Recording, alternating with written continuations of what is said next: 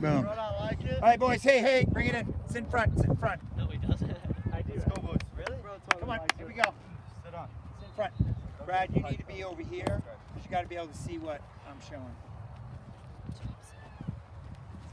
Okay.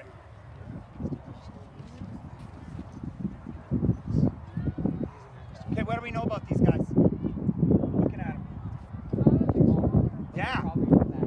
Unbelievable. Like for the first time, we know we have a size matchup that actually. They're keepers. Yeah, they're keepers small. They're keepers like you. Okay, so now let's go and think about past 3 weeks. Focus has been what? Final third. What about the final third? Okay, getting in behind. What else? Finishing. Fewer touches in the box. Much fewer touches, right? How'd that work out in our last game with fewer touches? Yeah, we scored. And when we used fewer touches, what ended up happening? Better chances. When we took more touches, what happened? We lost the ball, right? We lose the ball. So let's think about the one touch, right? That Owen played in. Mateo's one touch, goal, right? So we had a couple other chances that were really, really close. So let's continue with that mindset of fewer touches. Ball gets wide in the final third. What are we doing? Getting in the zones. What zones? 18. Owen. 18. What else? 4 Far bar. 6 bucks. 6. Penalty. PK. Good. How do we get there? That's the question. How do we get there? Sprint. Think about last game. We had a ball, it got wide. Ryder got it, played it in, but we didn't have the urgency to get to that far bar. I think that might have been, that was you, right? Gosh, if we had the urgency at that moment, that's a tap in. That's a tap in. So let's make sure we look at that. What's the cue? What was the cue for Ryder before he played that ball in? He looked up, right? He gets the ball comes to him, he opens, takes a touch. He sees the space in behind, plays that curler. As soon as we see him look, we got to turn up another notch and find that zone. Okay, get to that far bar zone because that's where he's going to play that ball. Just try to get at least like a foot on it. Yes. And make sure you're on the side. Okay, today, going with the 4-3-3. Okay, we have to start, Krasny and Jonas. Will be a switch there at some point. Beckham and Cam out wide. Julian, want you to fix this 6. Yesterday we talked about this, right? The shape was a little bit off. We're getting pushed too far forward. Too wide. Okay, too wide. We're getting sucked over. And what happens when we lose that is now when they play balls in, they can serve balls in behind us all day. So let's fix that shape. In front, Grant Mateo. Yeah, you guys are going to start there. Up top, Hawken. You're going to start as the 9. We know those cues and those runs I want you to look for. Fewer touches. Final third, we're making it easy. Ethan and Coop. Okay? You're going to be out wide, so Ryder, you're going to be with me. Wait, who's that? Who's the 6? You talk to Coop and you decide, okay, on what you want there. So, with the 4-3-3, tell me about the 7-11. They have to work, right?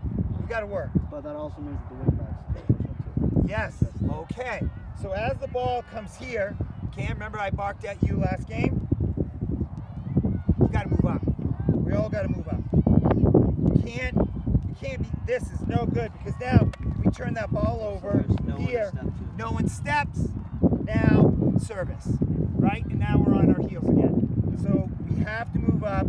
You two in the back got to stay connected and talk with the team. When we have the ball, do we still need 3 on 2 and 4 on 3? Yeah, quite possibly. On the strong side, we're all going to rotate. Yeah, and you might be hanging out here on the weak side. As that ball switches, you're going to have to step up to that mark or step into that space to be connected. Does that make sense? So do I want to go forward first or do I want to go wide first? Wide. Use the width to find internal. Let's make some more like overlapping runs. Yes. Okay, we can look for those, right? So our tactics for today, we get the ball wide, we're going to look for those zones in the box. And we're going to try to use as fewer touches as possible to get that ball in the back of the net. Use our depth when we get pressed and we don't have options to go internal or vertical. We talked about this yesterday. This is not good enough. That's better. Drop that. Now we can recirculate that ball, find the weak zone on the other side where the opponents are, and then we can attack through there.